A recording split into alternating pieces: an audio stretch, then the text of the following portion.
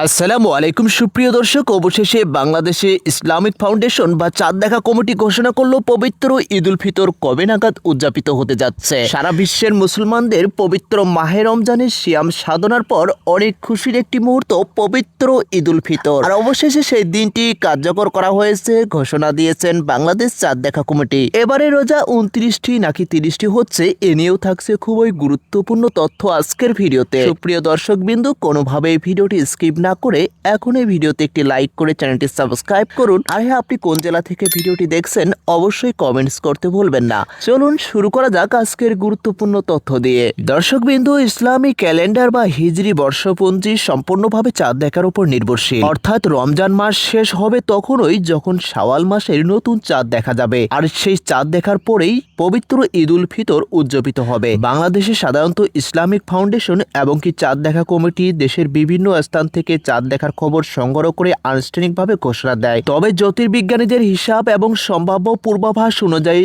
যদি 29 রমজান সন্ধ্যায় চাঁদ দেখা যায়, তাহলে পরের দিন পবিত্র ঈদ উল ফিতর উদযাপিত হবে। আর যদি সেই দিন চাঁদ দেখা না যায়, তাহলে রমজান মাস পূর্ণ 30 দিনে হবে এবং তারপরের দিন পবিত্র ঈদ উল ফিতর উদযাপিত হবে। তবে সম্ভাব্য তারিখ এবছর বাংলাদেশের আকাশে শাওয়াল মাসের চাঁদ দেখা যেতে পারে মার্চ মাসের শেষের দিকে। যদি সেই দিন চাঁদ দেখা যায়, তাহলে পরের দিন সারা দেশের মুসলমানরা আনন্দের সাথে উদযাপন করবেন পবিত্র ঈদ উল ফিতর। আর যদি চাঁদ দেখা না যায়, তাহলে রোজা পূর্ণ 30টি সম্পন্ন হয়ে ঈদ অনুষ্ঠিত হবে। সুপ্রিয় দর্শক বিন্দু, আপনারা জেনে থাকবেন 2026 সালে বাংলাদেশের রমজান শুরু হয়েছিল 19 ফেব্রুয়ারি 2026। সম্ভাব্য তারিখটি আপনাদেরকে যদি জানিয়ে দিই, এবারে 30টি রোজা সম্পন্ন হবে।